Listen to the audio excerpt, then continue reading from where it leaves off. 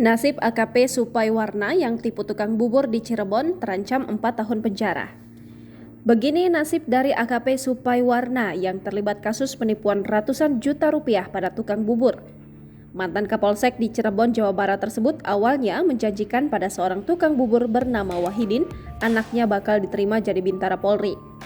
Wahidin lalu dikenalkan AKP Supaiwarna yang merupakan tetangganya sendiri pada oknum aparatur sipil negara NY.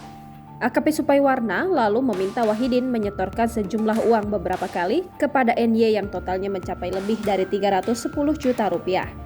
Kabid Humas Polda Jawa Barat, Kombes Pol Ibrahim Tompo menjelaskan, AKP Supaiwarna dimutasi dalam rangka pemeriksaan Bid Propam Polda Jabar terkait keterlibatannya dalam kasus penipuan. Menurutnya, AKP Supaiwarna yang sebelumnya menjabat Wakasat Binmas Polresta Cirebon itu telah menjalani penempatan khusus oleh Bid Propam Polda Jabar.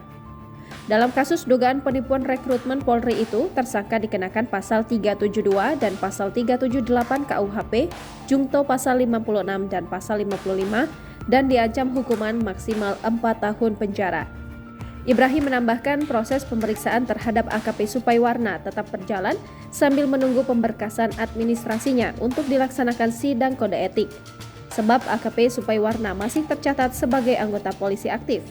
Sehingga AKP Supaiwarna juga akan menjalani sidang kode etik. Jangan lupa subscribe, share, komen, dan like ya!